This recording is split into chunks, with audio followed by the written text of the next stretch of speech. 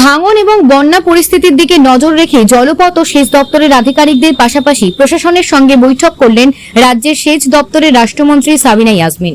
দ্রুততার সাথে যাতে মালদার বিভিন্ন এলাকায় নদী ভাঙন সমস্যা প্রতিরোধ করা যায় সে ব্যাপারেও এদিন সেচ দপ্তরের কর্তাদের সঙ্গে আলোচনা করেন মন্ত্রী সাবিনা ইয়াসমিন। বৃহস্পতিবার বিকেলে পুরাতন মালদা ব্লকের মহানন্দা ভবনে আয়োজিত হওয়া এই বৈঠকে মন্ত্রী ছাড়া উপস্থিত ছিলেন মালদা জেলা পরিষদের সভাধিপতি লিপিকা বর্মন ঘোষ।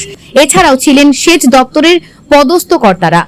বন্যা এবং ভাঙনে ক্ষতিগ্রস্ত পরিবারের পাশে থেকে তাদের কিভাবে সহযোগিতা করা যায় সেই ব্যাপারেও এদিন আলোচনা করা হয় এই বৈঠকে। পাশাপাশি ক্ষতিগ্রস্ত পরিবারগুলির পুনর্বাসন এবং ত্রাণ সামগ্রী বিলি করার ক্ষেত্রে যাতে কোথাও কোনো রকম ত্রুটি না থাকে সে ব্যাপারে আলোচনা করা হয়েছে। আজকে আমি ইরিগেশন ডিপার্টমেন্ট নিয়ে করেছিলাম একটা রিভিউ মিটিং, বিশেষ করে মানিকচক, রতুয়া, হরিশ্চন্দ্রপুর, যেখানে আমাদের ইরোশন চলছে। প্রায় এই মুহূর্তে মালদা জেলায় 15টি জায়গায় ভাইটাল একটা ইরোশন চলছে। তার মধ্যে অলরেডি আমরা 7টা জায়গায় টেক আপ করেছি এবং 7টা জায়গা আমাদের নজরদারিতে রয়েছে। যদি দেখি যে সিচুয়েশন খারাপের দিকে যাচ্ছে তাহলে সেই 7টা জায়গাতেও আমরা প্যালিয়েটিভ নেচারে কাজ শুরু করব। ফলে আমাদের সভাপতি ম্যাডামদেরকেও ডাকা হয়েছিল, সভাপতি, বিডিও, 3টে ব্লকের, এবং আমাদের পুরো চিফ ইঞ্জিনিয়ার থেকে শুরু করে সকলেই ছিলেন, এক্সিকিউটিভ ইঞ্জিনিয়ার সহ সবাই ছিলেন। আমরা একটা রিভিউ মিটিং করেছি। আমরা একটা নজরদারিতে রাখছি যে আগামী দিনে কী সিচুয়েশান হতে পারে বা বর্তমানে কী সিচুয়েশান রয়েছে। আমাদের ফান্ড অনুযায়ী আমরা সেগুলোকে টেক আপ করছি এবং আগামী দিনে আমাদের মূল লক্ষ্য হচ্ছে যে কী করে এই মনসুন পিরিয়ডে মানুষকে আমরা প্রোটেকশনের মধ্যে রাখতে পারবো।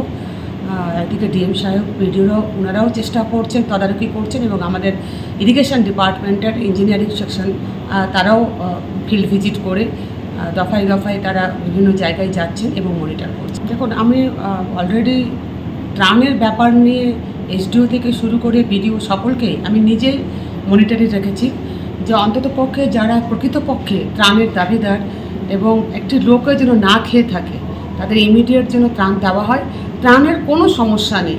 আমি বারবার একটা কথা বলছি, এটা ক্রিয়েটেড কয়েকজনের কথা পলিটিক্যালি। ত্রাণের যদি কেউ সমস্যা থাকে আমাকে ফোন করুন, বা আমাদের যারা পঞ্চায়েত সমিতির সভাপতি সরাসরি বিডিওর কাছে যান, বিডিওর কাছে গিয়ে আপনারা ত্রাণ নিন, কোনো অসুবিধা নেই। যথেষ্ট আমাদের ত্রাণ রয়েছে এবং আমরা তার জন্য রেডি আছি।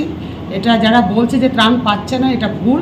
যারা এফেক্টেড তারা অবশ্যই ত্রাণ পাচ্ছে, এবং কেউ যদি সেটা থেকে বঞ্চিত হয় আমাদেরকে জানাক, আমরা সঙ্গে সঙ্গে ত্রাণের ব্যবস্থা করে দেবো। আর এটা মালদার লোককে বুঝতে হবে। মালদার লোক 2টো সাংসদ, একটা বিজেপিকে দিয়েছেন, একটা কংগ্রেসকে দিয়েছেন। এবার তাদের বক্তব্য বা তাদের কি কর্তব্য হবে সেটা করা উচিত। আমাদের সাংসদ নেই, তারপরেও কেন্দ্রীয় সরকার সবসময় আমাদেরকে বিমাতৃসুলভ মনোভাব নিয়ে কাজ করেন, কারণ আমাদের কোনো ফান্ড দিচ্ছেন না সেন্ট্রাল সরকার, একটা টাকাও সেন্ট্রাল সরকার আমাদের দিচ্ছেন না।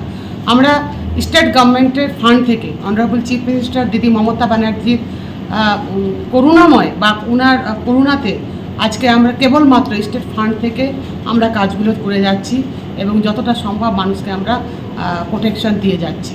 যেখানে বিশেষ করে গঙ্গার মতো ভাঙন, গঙ্গা, ফুলহার, যেগুলো সেটা হচ্ছে একটা ন্যাশনাল যে একটা প্রবলেম, সেই ন্যাশনাল প্রবলেমকে শর্ট আউট করার জন্য সেন্ট্রাল গভর্নমেন্ট এবং স্টেট গভর্নমেন্ট যৌথভাবে এগিয়ে আসা উচিত। কিন্তু এখনও পর্যন্ত সেন্ট্রাল গভর্নমেন্টের আমরা কোনো ফান্ড পাচ্ছি না। এবং শুধু তাই নয়, মালদার মানুষ, আমি তাদেরকেও অনুরোধ করব যে একটু দুদিকে 2জন এমপি রয়েছেন, তাদের মাধ্যমেও একটু সেন্ট্রাল গভর্নমেন্টে মুভ করুক যে এই কাজ সেন্ট্রাল গভর্নমেন্টের কাজ, আমরা মনিটর করছি, আমরা কাজ করছি, এটা ঠিক আছে, কিন্তু বেশিরভাগ কাজই হচ্ছে এটা মূল দায়িত্ব সেন্ট্রাল গভর্নমেন্টের। সেন্ট্রাল গভর্নমেন্টের ফান্ডের জন্য তারাও যেন আবেদন জানায়, এটা আমি অনুরোধ করব। তাদের মাধ্যমেও তারাও যেন মালদার মানুষের কথা যেন বলে আমরা আমাদের কাজগুলো করছি, এবং তারাও যদি তাদের কাজটা সেন্ট্রাল গভর্নমেন্ট থেকে মুখ খুলে আদায় করে নিয়ে আসতে পারে তাহলে আমাদের মালদার জন্য খুব ভালো হবে।